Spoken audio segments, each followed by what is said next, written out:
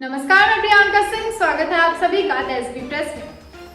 क्या आप सभी ने कभी सोचा कि कैसे आजकल हम कहीं भी कभी भी पैसे निकाल सकते हैं बिना किसी बैंक की लंबी लाइन में लगे हुए और बिना किसी समय की पाबंदी के?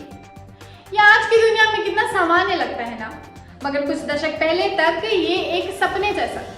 फिर बैंकिंग जगत में एक ऐसी क्रांति आई जिसने हमारी सोच और हमारी सुविधाएं दोनों को बदल कर रख दिया। 1960 के दशक में एक ऐसी अवधारणा उभरी जिसने पैसे निकालने की प्रक्रिया को बेहद आसान बना दिया।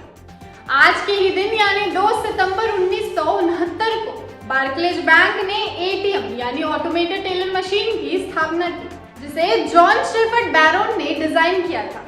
उनकी सोच ये थी कि यदि वेंडिंग मशीन से हम चॉकलेट खरीद सकते हैं तो पैसे क्यों नहीं निकाल सकते। शुरुआत में एटीएम मशीनें केवल पेपर चेक की मदद से ही पैसे निकालती थी और बैंक के कामकाजी घंटों में ही उपलब्ध रहती थी।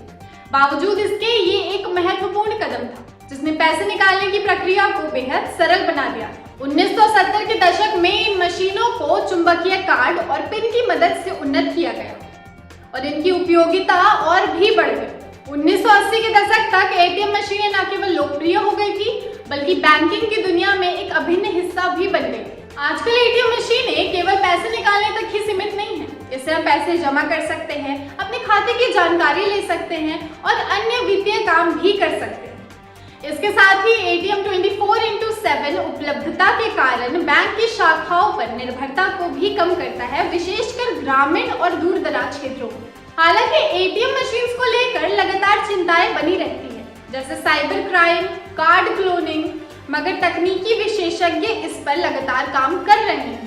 भविष्य में एटीएम मशीन्स में बायोमेट्रिक ऑथेंटिकेशन और आर्टिफिशियल इंटेलिजेंस जैसी तकनीकों के साथ और भी उन्नत हो सकती है। तो इस तरह 2 सितंबर 1969 को शुरू हुई एटीएम की यात्रा ने बैंकिंग सुविधाओं को काफी सरल बना दिया और आने वाले समय में भी वित्तीय कामों के लिए हम इसका इस्तेमाल करते रहेंगे। और इसी तरह की सूचनात्मक वीडियोस के लिए हमारे चैनल द एसबी प्रेस को सब्सक्राइब करें। धन्यवाद।